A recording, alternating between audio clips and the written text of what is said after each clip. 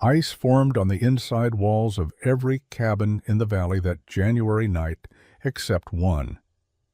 While his neighbors burned through their winter wood supply, trying to stay alive in temperatures that dropped to 20 below zero, Nathaniel Frost sat comfortably in his tree cabin with a fire half the size, warm enough to work by candlelight in his shirt sleeves.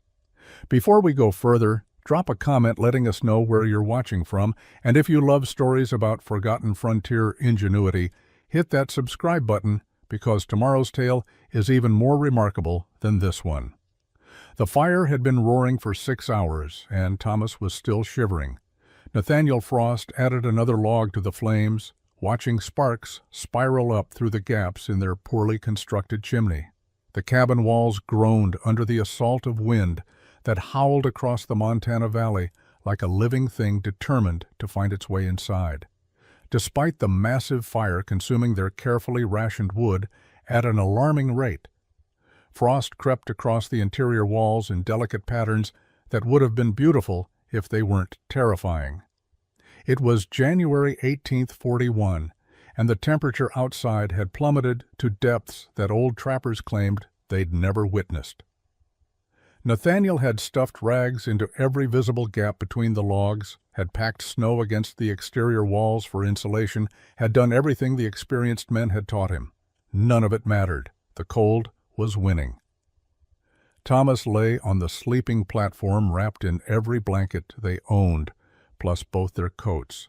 He was 22 years old, 4 years younger than Nathaniel, and he had stopped shivering an hour ago. Nathaniel knew that was a bad sign. He had heard stories about the final stage of freezing, when the body gave up trying to generate warmth and a strange, peaceful feeling took over. Men said it was like falling asleep. They said it didn't hurt at the end. Nathaniel fed the fire constantly, burning through wood that was supposed to last another month. The flames roared hot enough that standing directly in front of the fireplace was almost comfortable, but 3 feet away the cold reasserted itself with brutal authority. Heat rose straight up and disappeared through the poorly sealed roof. The walls, just single logs with moss chinking that had dried and cracked, provided almost no insulation. Every gust of wind seemed to blow straight through the structure. Around midnight, the wood supply ran out. Nathaniel had burned everything they had, including the chair and one of their storage shelves, desperately trying to generate enough heat to keep his brother alive. He wrapped himself around Thomas, sharing body heat in the way animals did, hoping it would be enough. The fire died to coals, and the temperature inside the cabin dropped rapidly. Thomas died just before dawn. Nathaniel felt it happen, felt his brother's body go still and cold, despite being wrapped in Nathaniel's arms. The sun rose on a morning so clear and bright it hurt to look at, and Nathaniel Frost sat in a frozen cabin holding his brother's body, understanding with absolute clarity that Thomas hadn't died from bad luck, or insufficient supplies, or any failure of courage. He had died because their cabin was fundamentally incapable of protecting them from serious cold. The shelter they had trusted with their lives was, in the end, barely better than sleeping in the open. Nathaniel buried Thomas on a hillside overlooking the valley where they had planned to build their future. He marked the grave with stones and spent 3 days alone in the cabin that had killed his brother, unable to leave, unable to stay. The structure felt different now. Every gap between logs seemed wider. Every draft felt like a betrayal. He had trusted this building with the most important thing in his life, and it had failed completely. Most men would have abandoned the valley, left the mountains entirely, sought easier country where winter was less brutal. Nathaniel stayed. Something had broken inside him during those hours holding Thomas's cooling body. But what emerged wasn't despair, it was obsession. He needed to understand why the cabin had failed so catastrophically. He needed to know if there was any way to build shelter that could actually protect a man from serious cold. He started studying cabins the way a doctor might study disease. Within a week, he had visited every structure within 10 miles, asking questions that made people uncomfortable. How much wood did they burn on the coldest nights? Where did they feel drafts? Had they ever measured the temperature difference between inside and outside? Most trappers and homesteaders thought he was losing his mind. They accepted cold as an unchangeable reality of mountain life. You built the best cabin you could. You burned enormous amounts of wood, and you hoped winter didn't kill you. That was simply how things were. Nathaniel began documenting patterns. He carried a small thermometer he had purchased in St. Louis the previous year, one of the few luxuries he had allowed himself. On cold days, he would measure exterior temperature, then interior temperature in various cabins with fires burning. The results were disturbingly consistent. A cabin with a roaring fire might achieve 15 to 20 degrees warmer than outside. On a night when exterior temperature dropped to 20 below zero, interior temperature would struggle to reach zero, even with constant fire. The math was simple and brutal. Human bodies needed temperatures above freezing to survive extended periods. Standard cabin construction couldn't reliably provide that during extreme cold. He identified the failure points through careful observation. Heat rose and escaped through poorly sealed roofs. Wind penetrated gaps in log chinking, creating convective cooling that stripped warmth away constantly. The logs themselves conducted cold from outside to inside. 4. Fully exposed walls meant maximum surface area for heat loss. Large interior volumes required massive amounts of fuel to heat. Every element of standard cabin design worked against thermal retention. Nathaniel filled a notebook with observations, sketches, and calculations. He drew diagrams showing heat flow patterns, arrows indicating where warmth escaped. He calculated surface area ratios and estimated fuel consumption rates. The conclusion was inescapable. A freestanding log cabin with 4 exposed walls, a vulnerable roof, and large interior volume was fundamentally inefficient at retaining heat. You could build it better, use tighter chinking, improve the roof, but you were fighting against basic physics. The design itself was the problem. February brought slightly warmer weather, though winter still gripped the valley with authority. Nathaniel spent his days hunting and checking trap lines, trying to replenish supplies depleted during January's desperate fight against cold. He moved through the forest differently now, paying attention to things he had previously ignored. He noticed where animals sheltered, how they survived temperatures that killed unprepared humans. On a clear afternoon following fresh snowfall, Nathaniel tracked a black bear to its winter den. He had no intention of disturbing the animal, just wanted to understand where it had chosen to sleep through winter. The den was located inside an enormous hollow cedar tree, ancient and partially dead, with an opening near the base barely large enough for the bear to squeeze through. Nathaniel approached cautiously after confirming the bear was deep in hibernation, its breathing slow and steady from within the dark interior. He knelt at the opening and carefully extended his hand inside, not far enough to touch the bear, but far enough to feel the air quality. The difference was startling. Outside temperature was perhaps 15 degrees. Inside the tree, the air felt dramatically warmer, maybe 40 degrees or more. The bear's body heat was part of it, but even accounting for that, the hollow tree was retaining warmth in a way no cabin Nathaniel had seen could match. The tree's massive wooden walls, 2 feet thick in places, provided insulation no man-made structure could replicate. The small opening minimized heat loss. The enclosed space was perfectly sized for the animal's needs.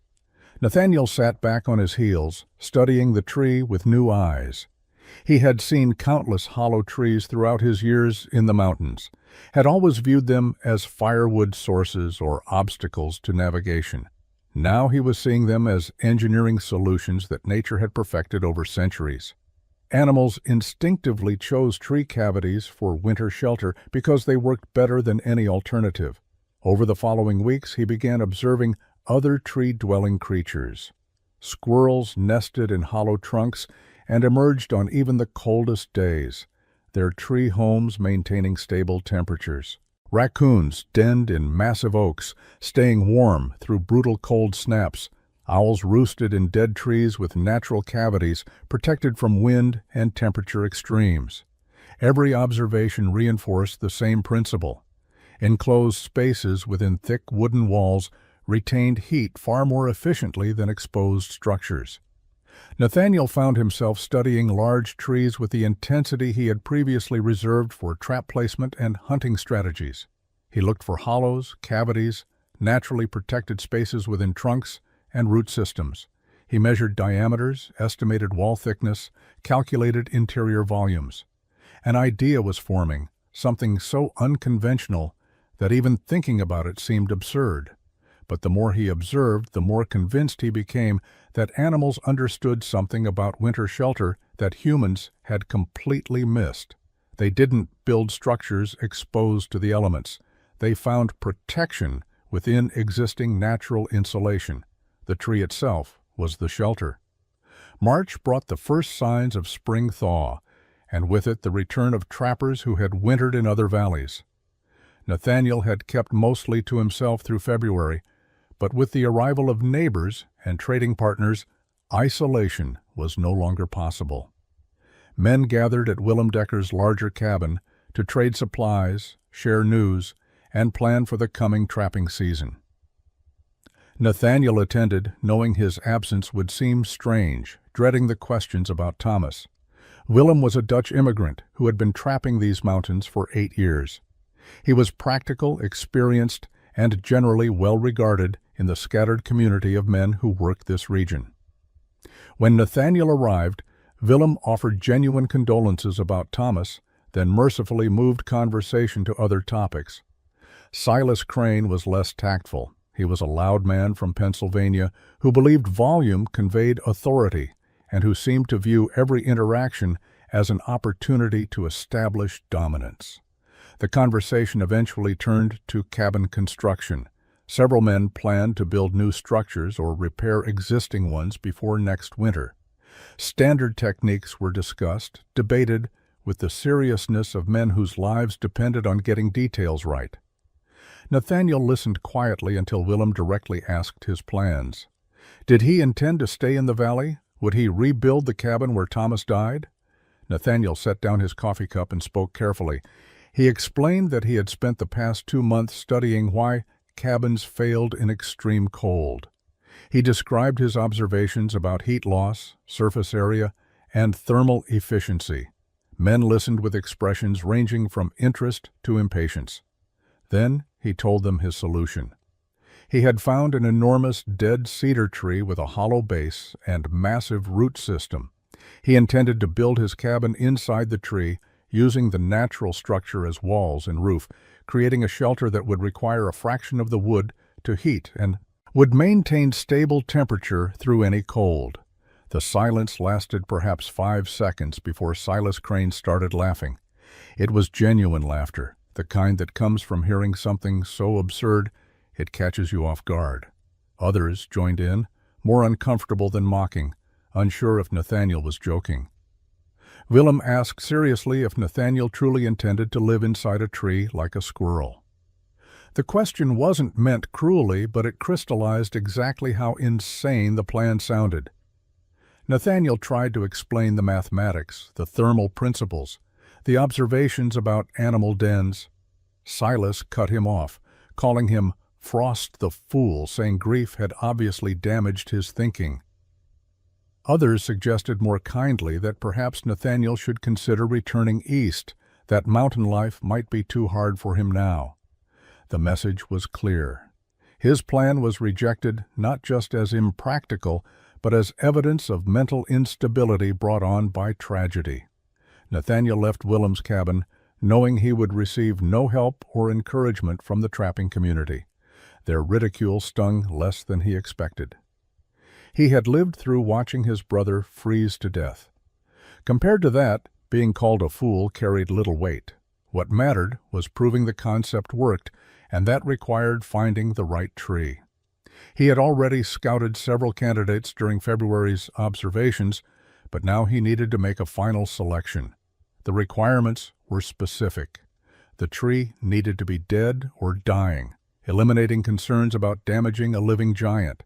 It needed a natural hollow or cavity large enough to accommodate a small cabin interior. The root system needed to create protective overhang that could serve as a roof structure.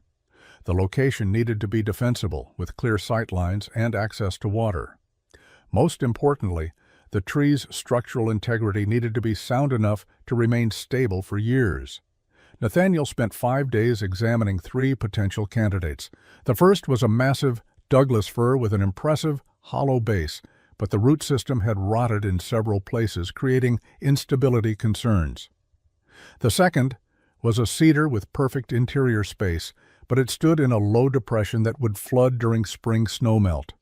The third was located perfectly, but the hollow was too small to accommodate even a minimal living space.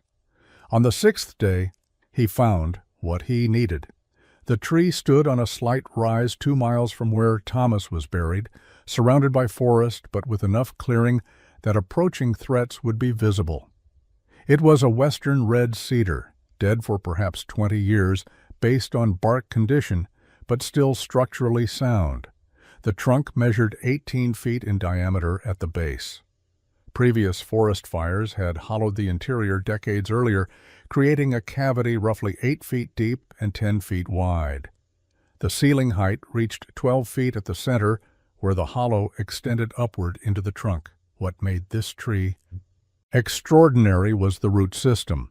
Massive roots, each 3 to 4 feet in diameter, arched outward and upward from the base like flying buttresses on a cathedral. They created a natural sheltered space that extended another 6 feet beyond the hollow interior. The roots formed a roof structure that had already proven itself by shedding snow and rain for decades. Nathaniel walked around the tree repeatedly, studying it from every angle, calculating possibilities. He spent 2 full days inside the hollow, sitting in the space where his cabin would be, observing how air moved, how light entered, how the massive wooden walls surrounding him seemed to moderate temperature even without any fire. The wood itself held heat from sunny days and released it slowly at night. The enclosed space felt inherently protected in ways an exposed structure never could. Nathaniel made his decision on March 21st, the spring equinox. He marked the tree with his initials carved into the exterior bark. This would be his home. This giant dead cedar would become the structure that proved everyone wrong. He had 7 months until serious cold returned. That would be enough time to build something unprecedented. Before cutting a single log or moving any supplies, Nathaniel spent 3 weeks planning on paper. He had purchased a surveyor's notebook in St. Louis years earlier, intending to map trap lines. Now he filled its pages with sketches, calculations, and detailed construction plans. If this project failed, it wouldn't be from lack of preparation. He started by measuring everything precisely. The tree's interior cavity was 7 feet 9 inches deep and 9 feet 6 inches wide at the widest point. The ceiling height varied from 12 feet at center to 8 feet at the edges, where the hollow narrowed. The root overhang extended 6 feet 3 inches beyond the cavity opening. The natural opening faced southeast, which would provide morning sun but protection from prevailing northwestern winter winds. Nathaniel calculated surface area exposure.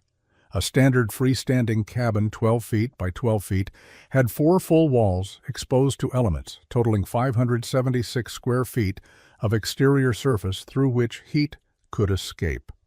His tree-integrated design would have only 1 full wall exposed, the front wall he would build to enclose the cavity opening.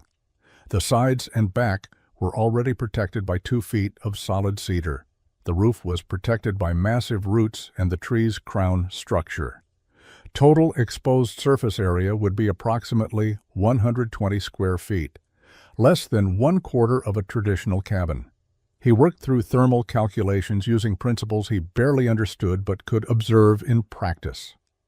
The cedar walls provided insulation value equivalent to perhaps 10 layers of standard log construction.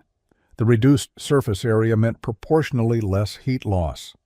The protected location eliminated wind penetration that caused convective cooling. The smaller interior volume, roughly 700 cubic feet compared to typical cabin volumes of 1,500 cubic feet, meant less space to heat. Nathaniel estimated fuel requirements based on his winter observations. A standard cabin maintaining livable temperature during extreme cold required approximately 40 pounds of firewood every 6 hours.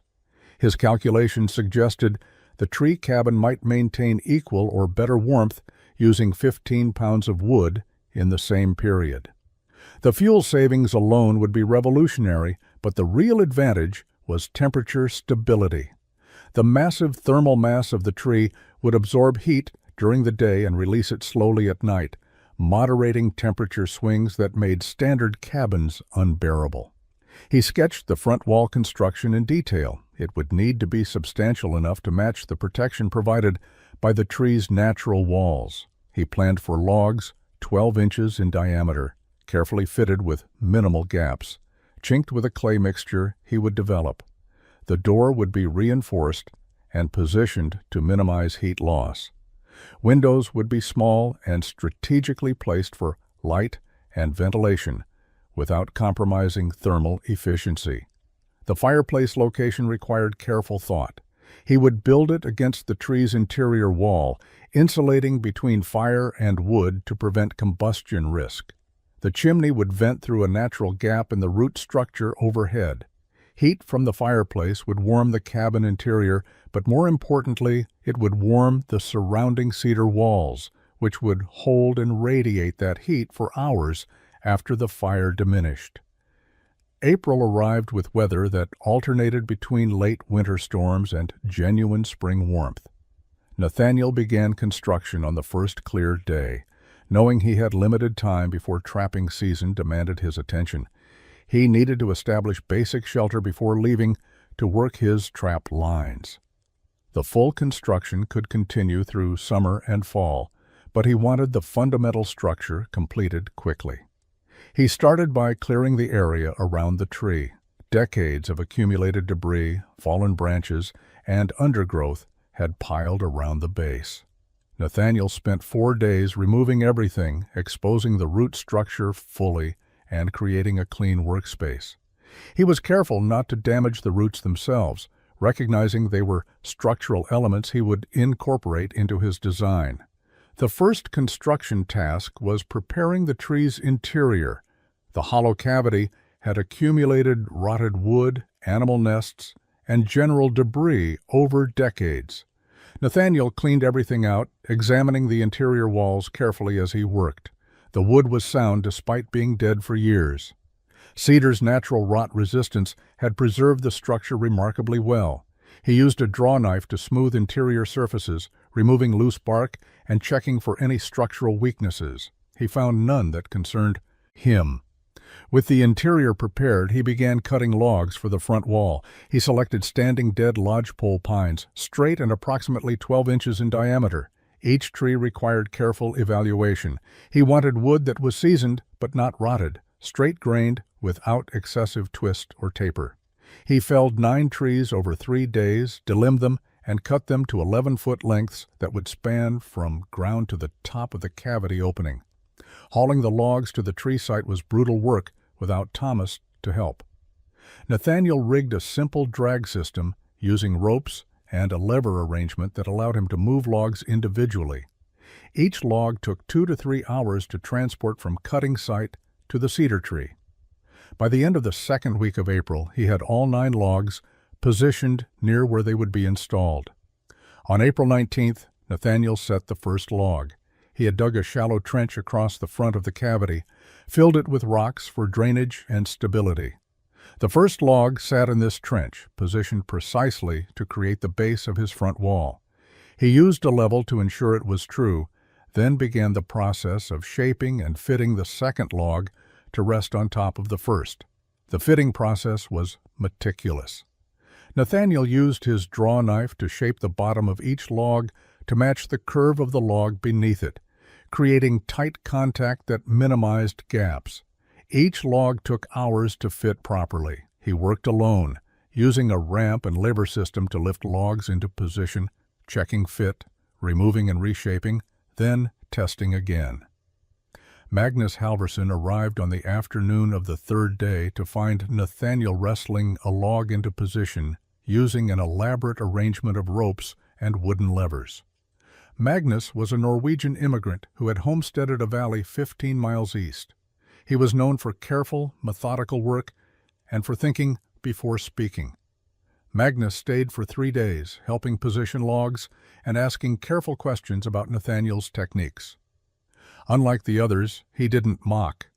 He studied the integration between man-made wall and natural tree structure, traced his hands along the tight log fitting, and examined how Nathaniel was creating connections that would make the cabin and tree function as a single unit. When he left, he said simply that he would watch to see if it worked. By late April, the front wall stood complete.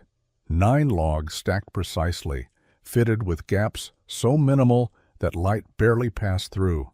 But the wall alone wasn't shelter.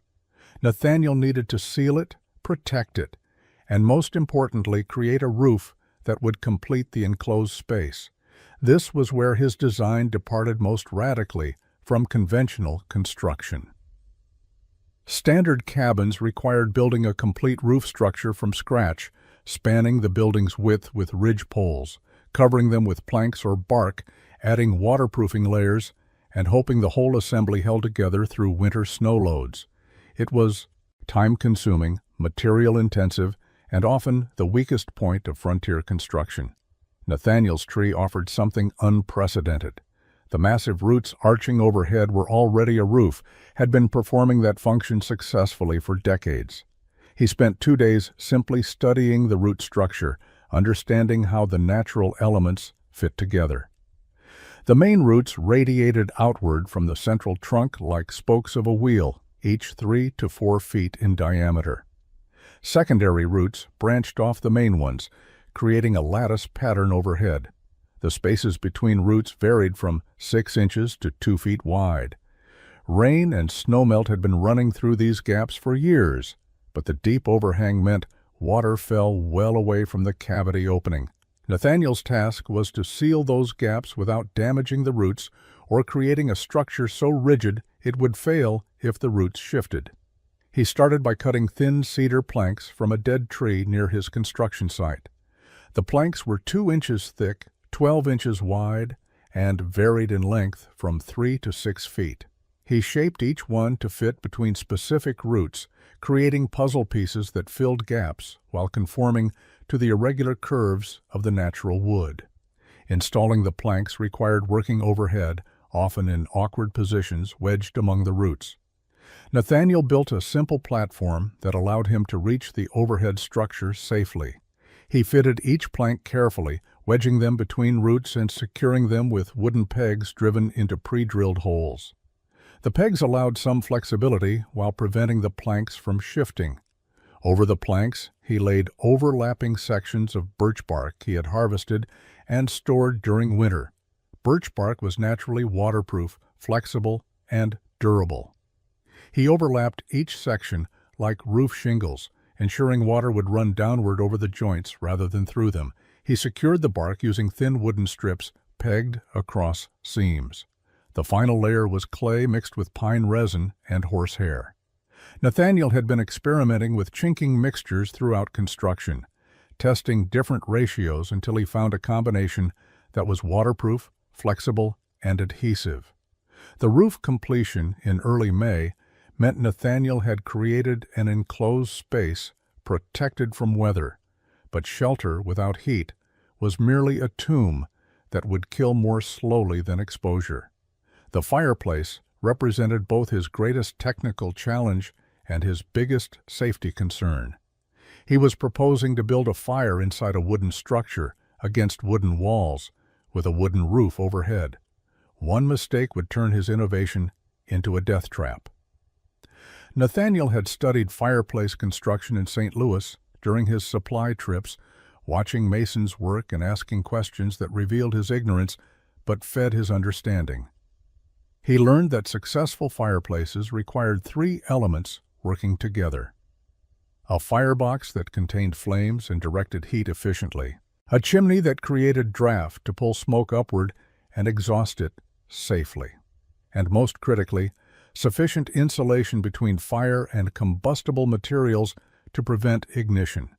He began by gathering stones. The valley offered abundant granite deposited by ancient glaciers, broken into pieces ranging from fist-sized to massive boulders requiring lever systems to move. Nathaniel spent a week collecting and transporting rocks, selecting each piece for how it would fit into the structure he envisioned: flat stones for the hearth, angular pieces for the walls, a large flat slab for the mantel. The hearth came first. He dug a shallow depression in the earth floor at the rear of the cavity, against the tree's interior wall, but not touching it. He filled this depression with gravel for drainage, then laid flat stones to create a fireproof floor extending 4 feet out from where the firebox would be. The stone hearth was critical. Any embers that fell from the fire would land on stone rather than on wood shavings or other flammable debris. Between the hearth and the cedar wall, Nathaniel created an insulation barrier. He dug the trench 2 feet deep and filled it with river clay, packing it tight and allowing it to dry for 3 days. Over the dried clay, he built a wall of stones 2 feet thick, mortared with more clay mixed with sand and crushed rock. This stone wall created absolute separation between the tree's wood and the fire that would burn just feet away. The firebox itself was constructed with care that bordered on obsession. Nathaniel built it using the flattest stones he could find, fitted together with minimal mortar. The interior dimensions were 3 feet wide, 2 feet deep, and 3 feet tall, large enough to burn substantial logs, small enough to concentrate heat. He angled the rear wall slightly forward to reflect heat into the room rather than straight up the chimney. The chimney presented the greatest challenge. It needed to create sufficient draft to pull smoke upward, needed to be positioned to vent through the root structure overhead without creating fire risk, and needed to be accessible for cleaning when creosote accumulated.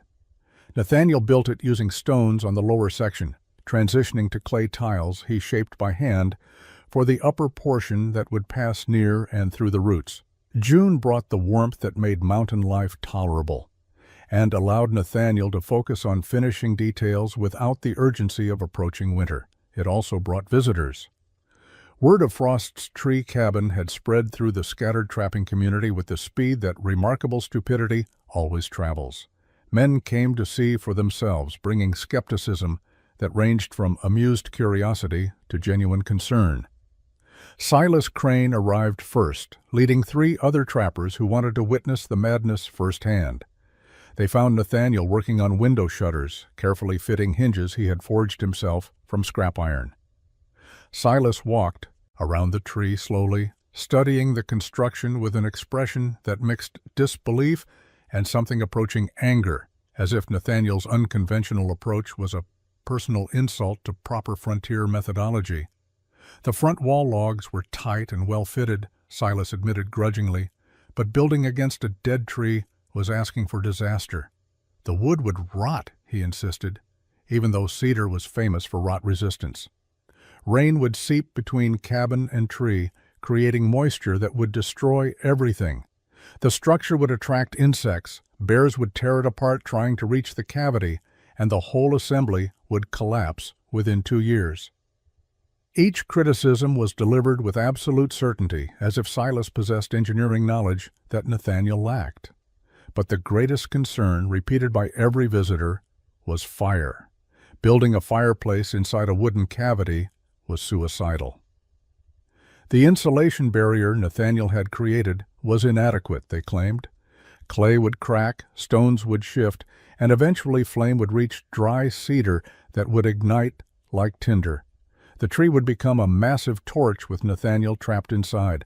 Several men stated flatly that they wouldn't help rescue him when it happened. They would only help bury whatever remained. Reverend Amos Fletcher arrived in late June during his circuit through the region. He was a Methodist minister who traveled between isolated settlements bringing services, news, and moral guidance to people who saw other humans rarely. Fletcher was educated, well-meaning, and thoroughly convinced that conventional wisdom existed for good reasons. He examined Nathaniel's cabin with the air of a doctor reviewing symptoms of mental illness. Fletcher's objection was theological as much as practical. God had provided trees as building material, he explained patiently. Men were meant to cut timber and construct proper shelters, demonstrating dominion over creation through organized labor and established techniques. Living inside a tree like an animal represented a rejection of human dignity and divine order. It was regression rather than progress, abandoning civilized methodology for something primitive and shameful. Nathaniel listened to these criticisms without arguing. He had learned that defending his choices only intensified opposition. Instead, he continued working, demonstrating through action rather than words. He showed visitors the stone insulation barrier, explained the clay resin waterproofing, described the thermal calculations behind his design. Most left unconvinced. A few, like Magnus Halverson, who returned twice during summer, studied the construction with genuine interest. Summer progressed with long days that allowed Nathaniel to work from dawn until darkness made precision impossible.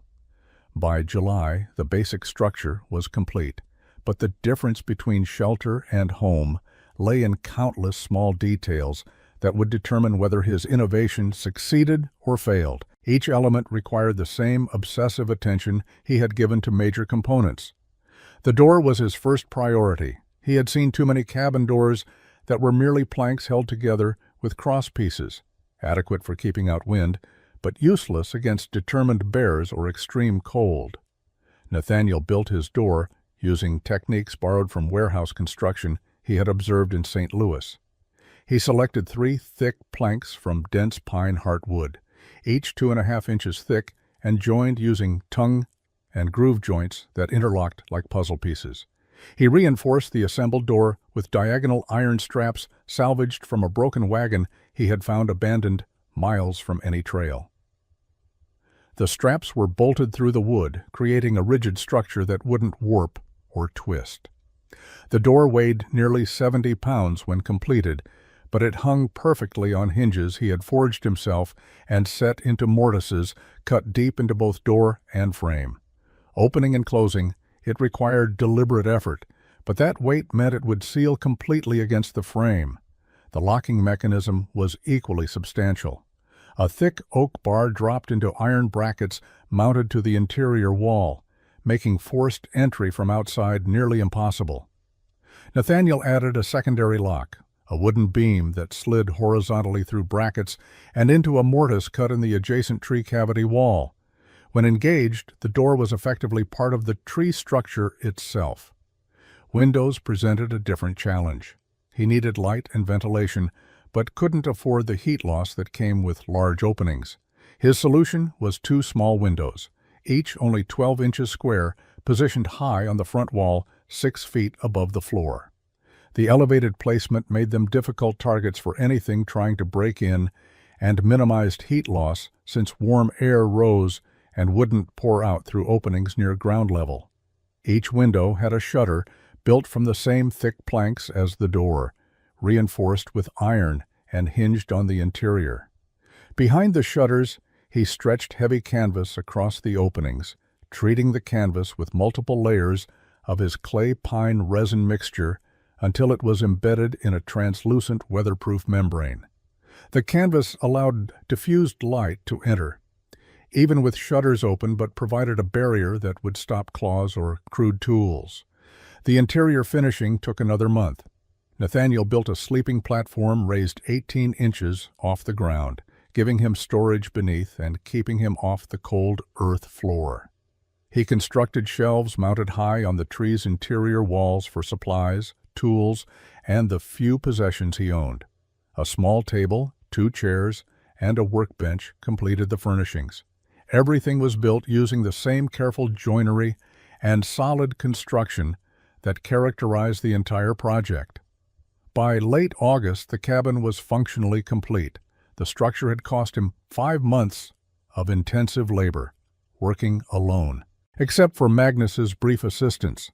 A standard cabin required perhaps 2 weeks with 2 men working. But standing inside his completed tree shelter, Nathaniel knew he had built something unprecedented. September and October passed with Nathaniel working his trap lines and laying in supplies for winter. He cut and stacked firewood, but notably less than previous years. His calculations suggested he would need perhaps 40% of the wood a standard cabin required. He smoked fish and venison, stored root vegetables in a cold pit he dug near the tree, and prepared for isolation that could last months once heavy snow closed the high passes. November arrived with early storms that dumped 2 feet of snow across the valley in 3 days. Temperatures dropped steadily, reaching 0 degrees on November 12th. Nathaniel lit his first serious fire in the stone fireplace, watching carefully for any sign of smoke leaking into the cabin or heat affecting the tree's interior walls. The fireplace drew perfectly. Smoke rose straight up through the chimney, and within an hour, the cabin's interior temperature reached comfortable levels. What surprised Nathaniel was how little wood the fire consumed.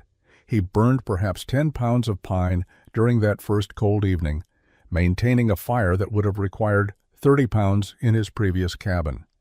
The massive cedar walls absorbed heat from the fire and radiated it back into the space for hours. Even after the flames died to coals, the cabin remained warm enough that he could work by candlelight, wearing only a shirt. He began keeping detailed records documenting exterior temperature, interior temperature, and fuel consumption each day. The data confirmed what his body already told him. On days when exterior temperature hovered around 15 degrees, interior temperature with a modest morning fire reached 55 to 60 degrees by afternoon and didn't drop below 45 overnight. The tree's thermal mass was performing exactly as he had calculated, storing heat during the day and releasing it slowly after dark. A storm on November 21st brought the first serious test. Wind howled through the valley with force that would have made his old cabin shake and groan. Inside the tree shelter, Nathaniel heard the wind but felt none of its effects. No drafts penetrated the tight construction. No cold air leaked through gaps that didn't exist. The massive cedar trunk and root system broke the wind's force completely, creating a protected zone of calm while chaos raged outside. He measured temperatures during the storm's peak. Exterior temperature with wind chill was approximately 10 below zero. Inside the cabin, with a fire that consumed perhaps 12 pounds of wood over 6 hours, temperature held steady at 48 degrees. The difference was 38 degrees, far exceeding his predictions. More importantly, the temperature stayed stable. In a conventional cabin, temperature fluctuated wildly as wind penetrated gaps and fires struggled against constant heat loss. The tree cabin's temperature varied by only 3 or 4 degrees over several hours. Word of the storm's severity spread through the valley as weather cleared. Several trappers had struggled desperately to maintain warmth, burning through wood supplies at alarming rates. One man's cabin had developed serious gaps when wind-driven snow forced its way between logs and froze there, expanding the cracks. Nathaniel mentioned none of his own comfort when he encountered neighbors. He simply continued his work, knowing winter's real test was still coming. January 1842 arrived with weather that made the previous year's deadly cold seem mild by comparison. A high-pressure system settled over the northern Rockies, bringing clear skies and temperatures that plummeted to depths that old-timers claimed they had never witnessed in 40 years of mountain life. The cold was so extreme it created phenomena that seemed impossible. Trees exploded at night as frozen sap expanded and shattered wood. Metal tools became brittle and snapped under normal use. Exhaled breath froze instantly and fell to the ground as ice crystals.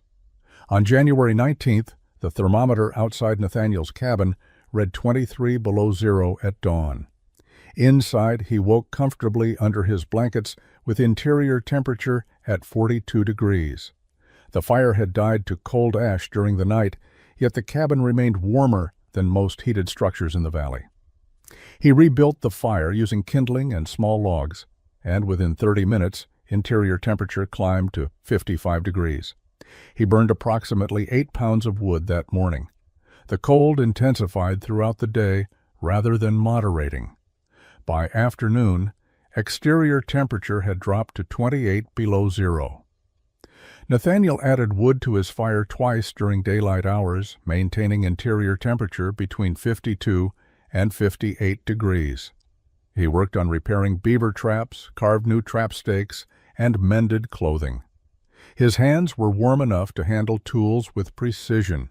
His feet, raised off the ground on his sleeping platform, stayed comfortable in wool socks without additional warming.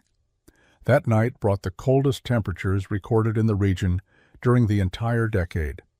Nathaniel's thermometer, positioned in shade away from any structure, read 31 below zero at midnight. He had maintained a modest fire throughout the evening, burning perhaps 15 pounds of wood total since morning. Before sleeping, he checked interior temperature one final time, 54 degrees. He added 2 logs to the fire, ensuring coals would last until morning, and went to bed wearing only long underwear and a wool shirt. He slept soundly for 8 hours. When he woke at dawn, interior temperature had dropped to 46 degrees. The fire was dead coals, but the massive cedar walls had held heat so effectively that, even with exterior temperature still below 25 below zero, the cabin remained comfortably above freezing. Nathaniel rebuilt his fire and made coffee, calculating fuel consumption in his head. In 24 hours of record-breaking cold, he had burned approximately 35 pounds of wood and maintained interior temperature at least 45 degrees warmer than outside, often closer to 60 degrees difference.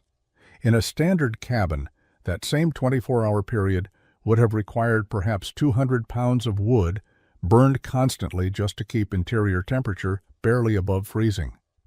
Men in conventional structures were fighting desperately for survival, burning furniture when firewood ran out, huddling under every blanket they owned, enduring cold that made sleep nearly impossible.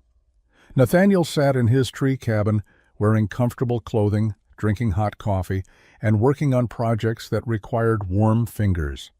The mathematics were undeniable. His tree integrated design was maintaining interior temperature approximately 50 to 60 degrees warmer than exterior conditions while consuming 1/6 the fuel of conventional construction.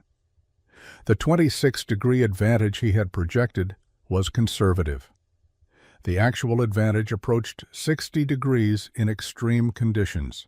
Jacob Weatherly was 3 days overdue to reach Fort Benton when the extreme cold caught him in the mountains. He was an experienced trapper who worked the Northern Territories, traveling between trading posts to exchange furs and supplies. He had survived 15 winters in mountain country and prided himself on reading weather and planning accordingly. But this cold was beyond anything his experience had prepared him for. It was cold that killed quickly, that turned minor mistakes into death sentences. He had spent the previous night in a shallow cave, burning through his emergency wood supply, trying to stay alive. The cave provided some wind protection, but no real warmth. He hadn't slept, couldn't risk it when interior temperature barely stayed above zero despite his constant fire. At dawn, he made the decision to keep moving rather than spend another night in inadequate shelter. He knew other trappers worked this valley. If he could find a cabin, any cabin, he had a chance. By afternoon, Jacob was in serious trouble. His hands were numb inside thick mittens. His feet had lost feeling hours ago. He was making navigational mistakes, circling back on his own trail twice before recognizing his error. The mental fog that preceded serious hypothermia was settling over his thoughts like physical weight. He knew what was happening, but couldn't seem to think clearly enough to stop it. He spotted smoke rising through trees just before his legs gave out. The thin gray column was barely visible against the overcast sky, but it meant fire, shelter, survival. Jacob stumbled toward it, falling twice, driven by instinct more than conscious thought. He emerged into a Small clearing dominated by an enormous dead cedar tree, and stopped, confused. There was a cabin, but it seemed to be part of the tree itself, built into its base in a way that made no sense to his cold, addled mind. The door was substantial, probably too heavy for him to open in his weakened state. But Jacob hammered on it with numb fists, croaking sounds that were meant to be words. He heard movement inside, then the door opened, releasing a wave of warm air that felt like physical force against his frozen face. A man stood in the doorway, silhouetted against golden firelight, and Jacob collapsed forward into warmth he hadn't believed still existed in the world. Nathaniel caught the falling man, recognizing immediately that he was looking at advanced hypothermia. He dragged Jacob inside and closed the door against the brutal cold, then began the careful process of warming someone who had come dangerously close to freezing. He removed Jacob's frozen outer clothing, but left his inner layers, knowing too rapid warming was dangerous. He positioned him near the fire, but not too close, wrapped him in blankets, and began heating broth on the stovetop he had built into his fireplace structure. Jacob regained consciousness slowly, confused by the warmth surrounding him. His last clear memory was cold so intense it seemed impossible to survive. Now he lay in a space that felt impossibly warm, watching firelight play across wooden walls that seemed to curve around him like protective hands. Jacob stayed 3 days in Nathaniel's tree cabin, recovering from frostbite that could have cost him fingers and toes if not treated quickly. During those days, he experienced firsthand what Nathaniel had been trying to explain to skeptical trappers for months. The cabin wasn't just warmer than standard construction, it was fundamentally different in how it interacted with heat and cold. The massive cedar walls seemed to breathe warmth into the space continuously, maintaining stable temperature that felt less like a shelter fighting against winter and more like a natural warm space that winter couldn't penetrate. On the second day, when Jacob's thinking had cleared and feeling had returned painfully to his extremities, he asked detailed questions about the construction. Nathaniel explained the principles, showed him the stone insulation around the fireplace, demonstrated how tightly the front wall fitted to the tree cavity, and walked him through the thermal calculations. Jacob listened with the attention of someone whose life had been saved by this innovation and who understood exactly how close he had come to dying in conventional shelter. When Jacob was strong enough to travel, Nathaniel supplied him with food and firewood for the journey to Fort Benton. Jacob left promising to tell no one about the tree cabin, understanding that Nathaniel preferred isolation. But some stories are too remarkable to keep silent. Jacob reached Fort Benton on February 3rd and within hours had told a dozen people about the impossible cabin that had saved his life. He described the warmth, the minimal fire, the way the structure seemed to hold heat like nothing he had experienced. Trappers and traders who knew Jacob, who knew he wasn't given to exaggeration, listened with growing interest. Several had heard rumors about Frost's Folly, the mad trapper who built inside a tree. Most had dismissed it as eccentricity doomed to failure. Jacob's testimony changed that perception. He spoke with the authority of someone who had been freezing to death and found salvation in unconventional engineering. He told them the interior temperature had been comfortable enough to sit in shirt sleeves, while exterior temperature was deadly. He mentioned that Nathaniel's wood supply, visible stacked outside, was a fraction of what any standard cabin would require. Word spread from Fort Benton to other trading posts and settlements. Reverend Fletcher heard the story during a visit to a homestead 40 miles from Nathaniel's Valley. The Reverend's previous theological objections to tree dwelling softened considerably when he learned it had saved a man's life. He made a special trip to Nathaniel's location in late February, arriving on a day when exterior temperature was 5 below zero, and finding Nathaniel working outside the cabin in moderate clothing, comfortable enough that he had left the door open to let in fresh air. Fletcher spent 2 hours inside the tree cabin, experiencing the warmth that so many had described. He examined the construction with new appreciation, recognizing that what he had dismissed as regression was actually sophisticated engineering. He asked about the fuel consumption, about maintenance requirements, about whether the design could be replicated elsewhere. Nathaniel answered patiently, understanding that Fletcher's interest represented a shift in community perception. Magnus Halvorson arrived at Nathaniel's cabin in March 1842 with specific questions about construction techniques. He had located a suitable tree on his own property, a massive dead fir with a natural cavity and protective root structure similar to Nathaniel's cedar. He wanted to build a tree-integrated cabin before the next winter and needed guidance on critical details. Would Nathaniel share his methods? Nathaniel agreed without hesitation. His innovation had never been about personal advantage or proprietary knowledge. It was about survival, about building shelter that actually protected people from the cold that had killed Thomas. If Magnus wanted to replicate the design, Nathaniel would help him succeed.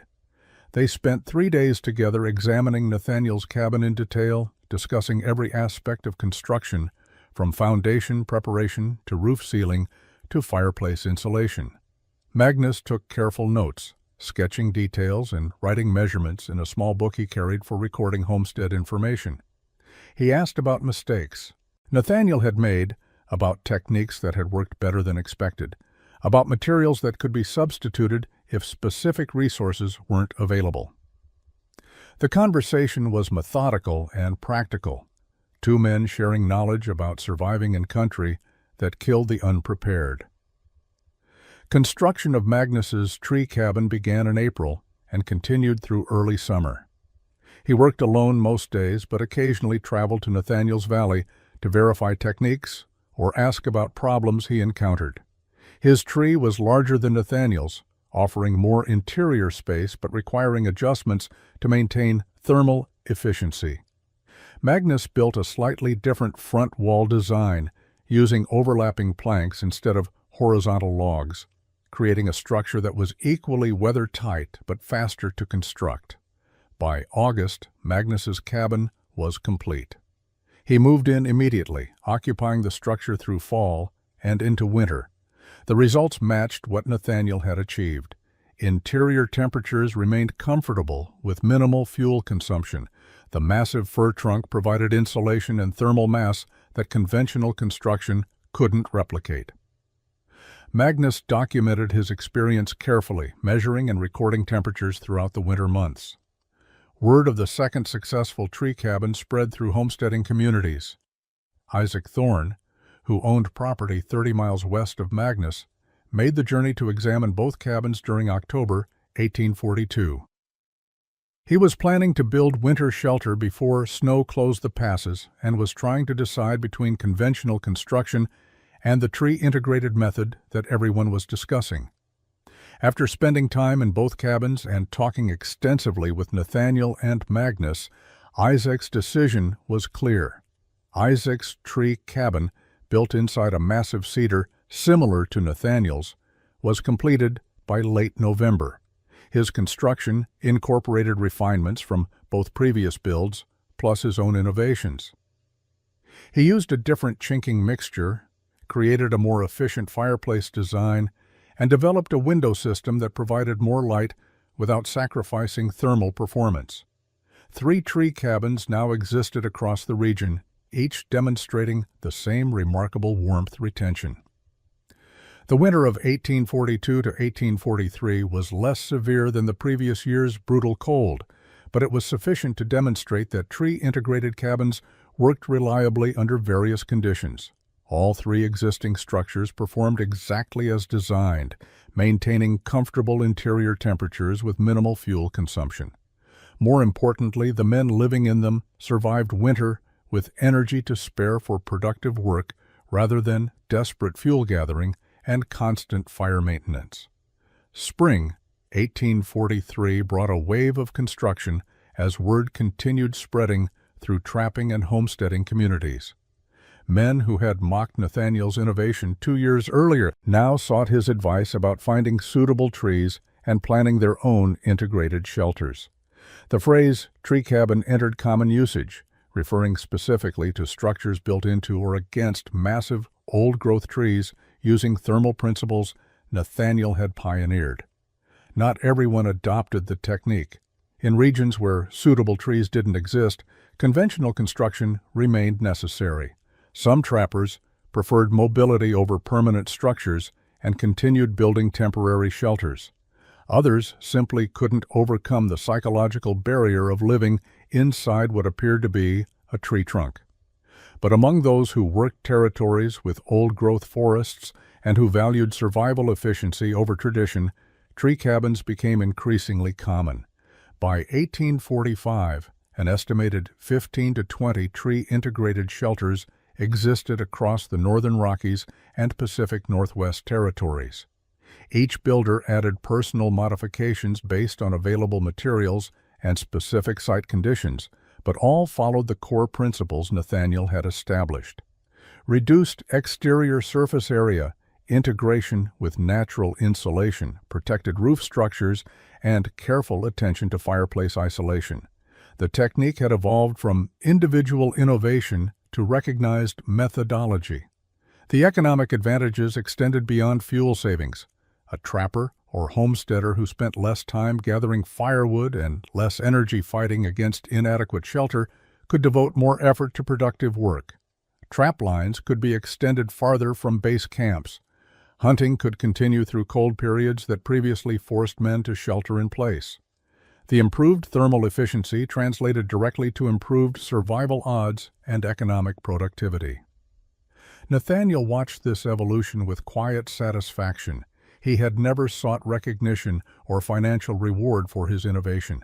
The knowledge that his methods were saving lives and making frontier existence more tolerable was sufficient compensation. He continued working his trap lines, maintained his tree cabin meticulously, and answered questions from anyone who asked. His brother's death had created purpose that extended far beyond personal survival. The technique spread through oral transmission rather than written documentation. Trappers and homesteaders shared knowledge conversationally, explaining methods they had learned from Nathaniel or Magnus or Isaac, adding their own observations and improvements. The innovation became part of frontier knowledge passed between people who needed it, preserved through practical application rather than formal recording. By 1850, when the beaver trade had collapsed completely and many trappers had moved to other pursuits, tree cabins remained scattered throughout old-growth forest regions. Some were occupied by new inhabitants who had discovered and claimed abandoned structures. Others served as emergency shelters for travelers caught in severe weather. Few, including Nathaniel's original cedar cabin, continued housing their builders who had found no reason to leave homes that had proven themselves through the harshest tests winter could deliver. Nathaniel Frost died on March 14, 1867, at age 52. The cause was pneumonia following a winter illness that his tree cabin's warmth couldn't prevent. He was buried next to Thomas on the hillside overlooking the valley where both brothers had sought their fortunes 3 decades earlier. A simple wooden marker identified him by name and dates, making no mention of innovations or techniques that had spread across territories. His tree cabin passed to a young homesteading couple, Daniel and Sarah Pritchard, who had claimed adjacent land and discovered the structure while exploring their property boundaries. They moved in during summer 1867, initially viewing it as temporary shelter while they planned conventional construction. Winter changed their perspective. The cabin's thermal performance was so superior to anything they had experienced that building a replacement seemed pointless. They remained in the tree shelter, raising 2 children in the space Nathaniel had created. By 1870, the original motivation behind tree cabin development had faded from memory for many who used the technique. Younger trappers and homesteaders knew tree-integrated construction worked well, but rarely knew the specific history of how and why it had developed. The innovation had become normalized, accepted as one valid approach among several for building frontier shelter. That anonymity would have pleased Nathaniel, who had never wanted personal glory. Historians estimate that between 1840 and 1900, somewhere between 50 and 100 tree-integrated cabins were built across the Rocky Mountain and Pacific Northwest regions. The exact number is impossible to determine because many were constructed in remote locations, occupied briefly, and then abandoned as population shifted. Some rotted and collapsed after decades of neglect. Others burned in forest fires. A few remained standing into the 20th century, their original purposes forgotten, but their fundamental soundness evident in their survival. The technical principles Nathaniel had discovered remained valid regardless of construction style. Reduced surface area exposure decreased heat loss. Natural insulation improved thermal retention. Integration with existing protective structures saved labor and materials. These principles influenced later frontier construction, even when builders weren't consciously aware of their origins. Cabins built with partial earth berming, structures positioned against cliff faces, shelters that utilized natural features for wind protection, all reflected understanding that Nathaniel had systematized through his obsessive analysis of thermal efficiency. The phrase, built like a tree cabin, became minor frontier, complement during the late 1800s, indicating construction solid enough to withstand serious testing. The saying survived in a few isolated communities into the early 20th century before fading as frontier life, modernized, and older expressions lost relevance. By 1950, virtually no one remembered what the phrase originally meant or that it referenced actual structures built inside massive trees. Nathaniel Frost's legacy persists not in monuments or written records, but in the simple fact that people survived who might otherwise have frozen.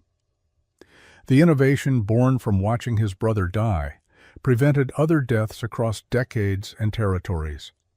That Thomas's tragedy led to others' survival would have mattered more to Nathaniel than any recognition history might have granted him.